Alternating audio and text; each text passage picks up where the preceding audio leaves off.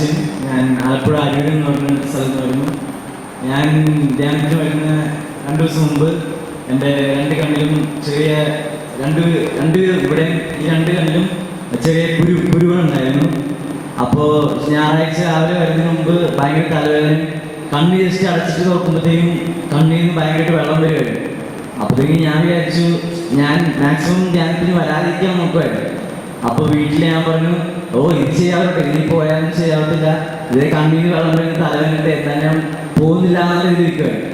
അപ്പോഴത്തേക്കും എൻ്റെ ചേട്ടൻ പറഞ്ഞു, അതൊന്നും സാരല്ല, നീ എന്തായാലും പൊക്കോ, പോകാൻ വേണ്ടി തീരുമാനിച്ചാൽ അത് ചിലപ്പോൾ പോകാതിരിക്കാൻ വേണ്ടി ചിലപ്പോൾ പിശാചിൻ്റെ ഒരു ഇതായിരിക്കും. അയ്യോ, അപ്പോൾ അത് ഞാനത് പോകാതിരിക്കാൻ വേണ്ടി നോക്കി, അതും പറ്റില്ലാന്ന് വിചാരിച്ചു, എന്തായാലും വരാമെന്ന് വിചാരിച്ചു. എന്നിട്ട് ഇവിടെ ഞായറാഴ്ച അങ്ങനെയുള്ള ആരാധന സമയത്ത് പ്രാർത്ഥിച്ചു. ഈ എന്തെങ്കിലും അസുഖമുള്ളവരെ പ്രത്യേകം പ്രാർത്ഥിക്കും, നിങ്ങളുടെ അസുഖം മാറുമെന്ന് സിസ്റ്റർ എന്ന് പറഞ്ഞു.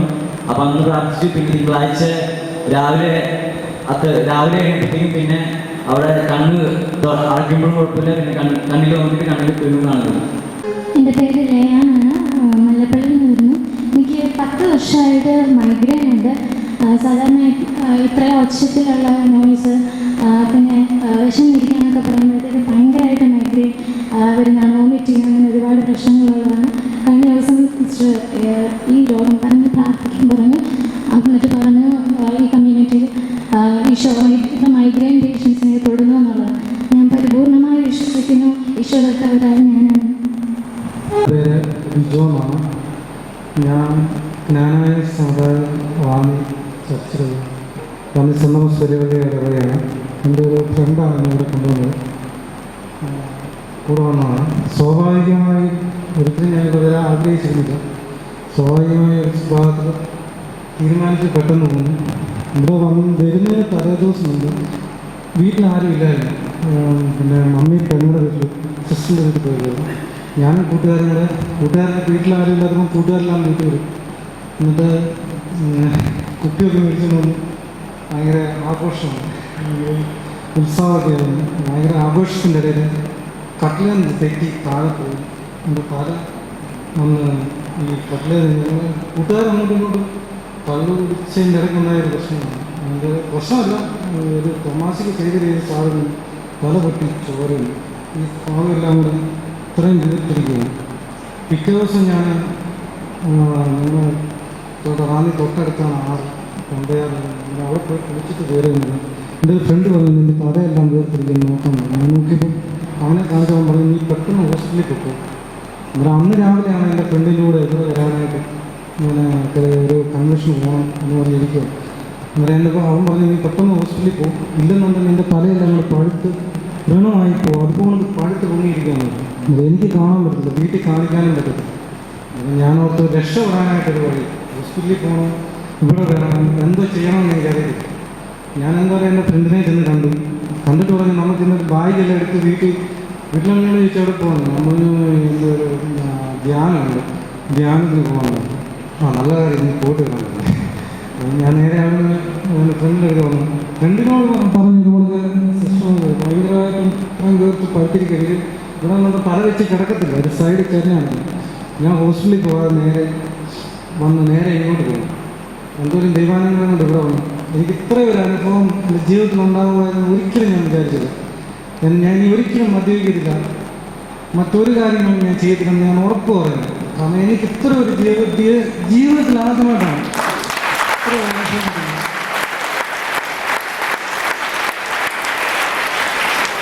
അതുപോലെ തന്നെ ഞാനൊരു കമ്മ്യൂണിസ്റ്റ് ആശയ ജീവിതമായിരുന്നു. ചെറുപ്പകാലങ്ങളിൽ ഞാൻ പള്ളികളിൽ പോകില്ല, പരീക്ഷകളുടെ പുറകിൽ പോയി മാറി നിൽക്കും. കൈമുട്ടാൻ സമയമാകുമ്പോൾ ഓടിച്ചെന്ന് കൈമുട്ടും, അതാകുമ്പോൾ എല്ലാവരും കാണുമല്ലോ, ശ്രദ്ധിക്കുന്നവരെല്ലാം കാണും. പിന്നെ ഞാൻ കുറച്ചാൾ കഴിഞ്ഞപ്പോൾ കമ്മ്യൂണിസ്റ്റിലേക്കായിരുന്നു. പിന്നെ ഞാൻ കുമ്പസാരിച്ചിട്ടില്ല, കുർബാന കൊണ്ടിട്ടില്ല, പള്ളിയിൽ പോയിട്ടില്ല, ഒന്നും ചെയ്തിട്ടില്ല. എൻ്റെ ജീവിതത്തിൽ ഞാൻ പള്ളിയിൽ പോകാറേയില്ല. കമ്മ്യൂണിസ്റ്റ് ആശയങ്ങളുമായിട്ട് ഞാൻ മുന്നോട്ട് തന്നെ പോയിക്കൊണ്ടിരുന്നു. ഏതോ ഒരു സുഭാവത്തിൽ എൻ്റെ ഫ്രണ്ട്, ഞാൻ കുർബാന കൊണ്ടുവന്നത് ഒരു പ്രാവശ്യം ഞാൻ കുമ്പസാരിക്കാൻ കൊണ്ടില്ല. കുമ്പസാരിക്കാനായിട്ട് ഒരു ഈസ്റ്ററിന് തലേ ദിവസം കുമ്പസാരിക്കാൻ പോയി, കൂട്ടുകാരെല്ലാം കൂടി കുമ്പസാരിക്കൽ വന്നിട്ട് കമ്പനി കൊടുക്കും, കുമ്പസാരിച്ച് കുർബാന ഉണ്ട്. പിന്നെ എൻ്റെ ജീവിതത്തിൽ ആദ്യമായിട്ട് ഞാൻ വന്ന് കുമ്പസാരിച്ച് കുർബാന കൊള്ളുന്നത് ഇവിടാണ്. ആ ഒരു അനുഭവം എൻ്റെ ജീവിതത്തിൽ ഒരിക്കലും മറക്കാൻ പറ്റത്തില്ല. അതിന് ഞാൻ ഈ സഭയും ഈ കാവൽ മണ്ഡലമാണ് ഞാൻ പ്രത്യേക നന്ദി എന്താ പറയുന്നത്. എൻ്റെ പേര് ജിൻസി, ഞാൻ ചങ്ങനാശ്ശേരിയിൽ വരുന്നു. എൻ്റെ ഹസ്ബൻഡ് കുവൈറ്റിലാണ്. കഴിഞ്ഞ ജനുവരി തൊട്ട് അദ്ദേഹം അങ്ങോട്ടേക്ക് കൊണ്ടുപോകാൻ വേണ്ടി ശ്രമിച്ചുകൊണ്ടിരിക്കുകയായിരുന്നു. 2 പ്രാവശ്യം വിസയ്ക്ക് അപ്ലൈ ചെയ്തു, വിസയൊന്നും കിട്ടിയില്ല. പല പല കാരണങ്ങൾ കൊണ്ട് അത് തടസ്സപ്പെട്ട് നിൽക്കുകയായിരുന്നു. ഞാൻ ഇവിടെ വന്ന് ഞായറാഴ്ച ഇവിടെ വന്ന് ധ്യാനം കൂടി. തിങ്കളാഴ്ച അദ്ദേഹം വിസയ്ക്ക് അപ്ലൈ ചെയ്തു. അന്ന് വൈകിട്ട് തന്നെ വിസ റെഡിയായി. ഇവിടെ വന്ന് എൻ്റെ പപ്പ ചൊവ്വാഴ്ച ഇന്നലെ വന്ന് ഇവിടെ ഓഫീസിൽ വന്ന് റിപ്പോർട്ട് ചെയ്തു. എൻ്റെ വിസ റെഡിയായി. എനിക്ക് ശനിയാഴ്ച എടുക്കാനാണ് അവിടെ പോകാൻ പറ്റുന്നത്.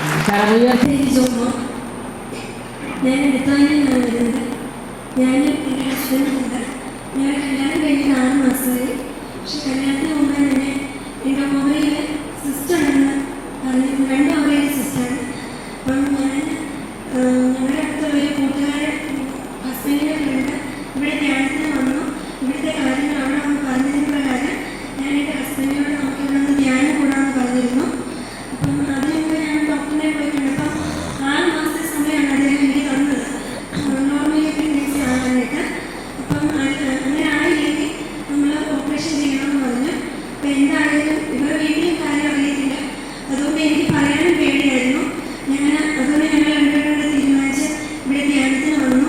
അപ്പം എൻ്റെ ഹസ്ബൻഡിന് ശരിക്കും വലിയ താല്പര്യമൊന്നുമില്ലായിരുന്നു. അദ്ദേഹത്തിൻ്റെ ആദ്യത്തെ ധ്യാനമാണിത്. അതുകൊണ്ട് തന്നെ ഞാൻ ഉള്ളൊരു പ്രാർത്ഥിച്ചായിരുന്നു.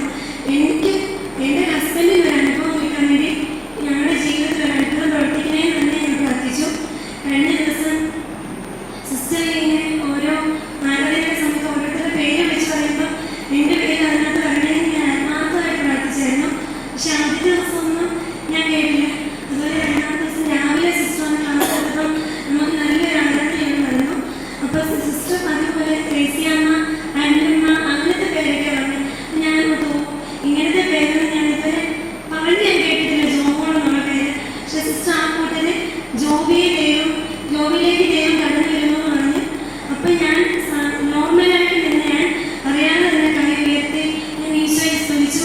അതിന് തൊട്ടുപുറകെ സിസ്റ്റർ 2 പ്രാവശ്യം ജോബിലേക്ക് ദൈവം കടന്നു വരുന്നു എന്ന് പറഞ്ഞു. അപ്പം തന്നെ എനിക്ക് കരഞ്ഞു പ്രാർത്ഥിക്കാനുള്ള അനുഗ്രഹം കിട്ടി. എനിക്ക് അതുപോലെ സിസ്റ്ററിൻ്റെ ഇതിന് രാവിലെ ഞങ്ങൾ കൗൺസിലിങ്ങിന് ചെയ്യുന്നു. സിസ്റ്റർ പറഞ്ഞു മാതാവ് ഒരുപാട് അനുഗ്രഹിച്ചിട്ടുണ്ട് എൻ്റെ ജീവിതത്തിൽ. അതുപോലെ പ്രഗ്നൻസി ആകാനുള്ള അനുഗ്രഹം തന്നിട്ടുണ്ട്. ഓപ്പറേഷൻ ഒന്നും കൂടാതെ നിങ്ങൾക്കൊരു കുഞ്ഞിനെ കിട്ടുമെന്ന് സിസ്റ്റർ പറയുകയുണ്ടായി. അത് ഞാൻ ദൈവത്തിന് ഒത്തിരി നന്ദി പറയുന്നു. അതോടൊപ്പം തന്നെ എനിക്ക് വേറെ കുഴപ്പമുള്ളത് എനിക്ക് ജർമ്മനി ഭയങ്കര ഇഷ്ടമാണ്. പരിശുദ്ധ കുർബാന എനിക്ക് ഒരുപാട് ഇഷ്ടമാണ്. പക്ഷേ ഇന്ന് വരെ ജർമ്മന ചൊല്ലാനിരിക്കുമ്പോൾ അത് ഏത് സമയത്താണ് എനിക്ക് ഭയങ്കരമായിട്ട് വായിക്കട്ടെ വിടും. അതിൻ്റെ ഒരു ശീലമാണ്. അതുപോലെ തന്നെ പരിശുദ്ധ കുർബാന ഞാൻ വളരെ സന്തോഷത്തോടെ വന്നിട്ട് കാണും. പക്ഷെ പ്രസംഗം കഴിയുമ്പോൾ ഞാനന്ന് ഭയങ്കരമായിട്ട് ഡള്ളാകും. പിന്നെ എഴുതി ഞാൻ ഭയങ്കരമായിക്കോട്ടെ ഭയങ്കര അസ്വസ്ഥത. പക്ഷേ ഈ കഴിഞ്ഞ 2 ദിവസമായിട്ട് 3 ദിവസമായിട്ട് ചൊവ്വാഴ്ച തൊട്ട് ഇന്ന് ഈ നിമിഷം വരെ എനിക്ക് പ്രാർത്ഥനയ്ക്ക് യാതൊരു മടുപ്പും തോന്നിയിട്ടില്ല. അതുപോലെ പരിശുദ്ധ കുർബാനയൊക്കെ എനിക്ക് ഒത്തിരി നന്നായിട്ട് പ്രാർത്ഥിക്കാനും കുർബാന അർപ്പിക്കാനും കഴിയുന്നുണ്ട്. എനിക്ക് ഒരുപാട് സന്തോഷമാണ്. എനിക്ക് ഇങ്ങനെ അനുഭവം തരുമെന്നും ഈശോയെ എനിക്ക് ഇതുപോലെ അനുഭവിച്ചറിയാൻ പറ്റുമെന്നും എൻ്റെ ജീവിതത്തിൽ ഇന്ന് ഞാൻ വിചാരിച്ചിട്ടില്ല. എനിക്ക് ഒരുപാട് നന്ദിയുണ്ട്.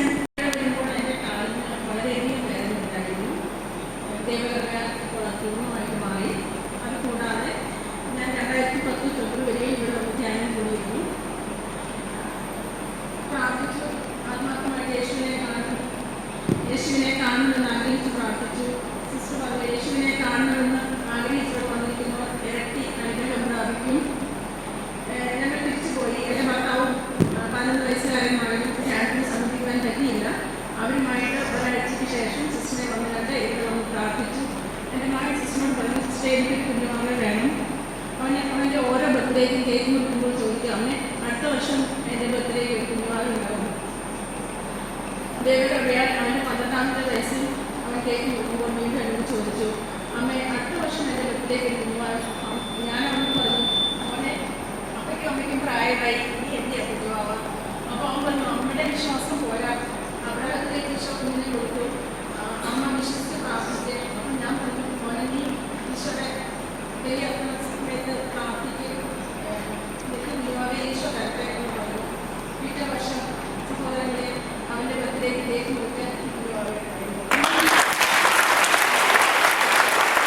എൻ്റെ ബാബു, ഞാൻ കളിക്കാതെ വരുന്നു. എനിക്ക് മാതാവിനോട് ഒട്ടും ഭക്തിയില്ല. ഇന്ന് കൗൺസിലിംഗ് സമയത്ത് കൗൺസിലിംഗ് നടത്തിക്കൊണ്ടിരുന്നപ്പോൾ ആ ബ്രദർ എന്നോട് മാതാവിനോട് ഭക്തിയില്ലെന്ന് ചോദിച്ചു. ഞാൻ ഇല്ലയെന്ന് പറഞ്ഞു.